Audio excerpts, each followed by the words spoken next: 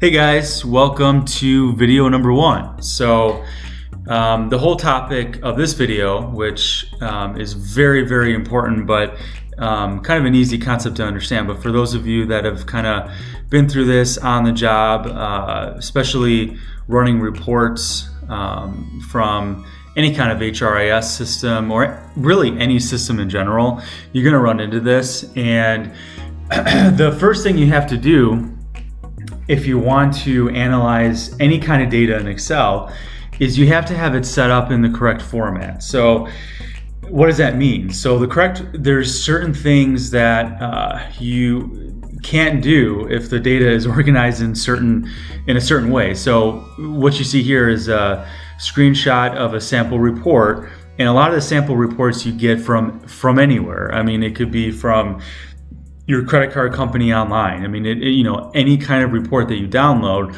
it's going to, a lot of them have built-in titles and so forth. And if you don't know how to format it correctly in order to do any kind of analysis, this is pivot tables, this is sorting, this is literally anything. So without further ado, because I only have 10 minutes max, this is the point of these videos, is first thing that you do is you don't need anything, any kind of title, right? So what you want to do is you want that first row to always be your data labels, okay? And then you always want your data immediately underneath it. And I'm going to show you right here. So, let's say you get a report. The first thing that I always do is I delete that report title. Okay. So you delete it. You have nice rows and nice data. Okay. Now this is important because if you want to do a pivot table, it's really easy. You just click right here. And then you can go to insert pivot table. That's a whole lesson in itself. But the data is organized very nicely for you. Now, another thing you can do is if you want to do any kind of sorting, you will click this little box in the upper left-hand corner. It's kind of the default select all. So that'll automatically select everything in your Excel sheet. And I always go to then data, and let me expand this real quick. So, okay.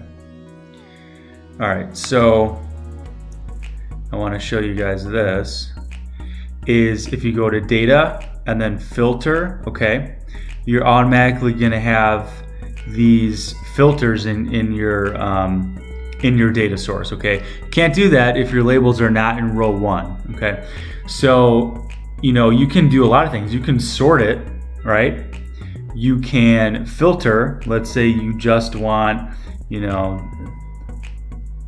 one thing, so you can do filters and sorting just real quick. This is a really quick shortcut that I always use. Okay, you just can click the filter again if you want to shut that off. So that's the first thing you need to know when you're doing any kind of data analysis, right? So you always want that first row to be your labels, and then you want all of your data underneath. Okay, this is the point of this lesson, but for those of you that have downloaded reports from work or anything, like I said, I mean, this could be anything from downloading data from your bank, or your credit card or something like that. Most of the time, everything's going to always have some kind of, it's going to make the data imperfect to be analyzed. Okay, so step 1 is to make sure that your data is organized this way. Always, 100%, always, because if it wasn't, it's not going to work. Okay, and what I mean by that is, let's say you have data over here, and let's say you go to insert pivot table. Well, first of all, you have to select everything, insert pivot table. Okay, it's not going to work correctly because you have these labels. Okay, there's data over here that doesn't have labels. It's not going to pick it up. All right. So always data labels in that front row. Okay, that's the point of this lesson. in future videos. Like I said, there's 100. This is number 1 out of 100. So hope you guys enjoyed it. See you soon.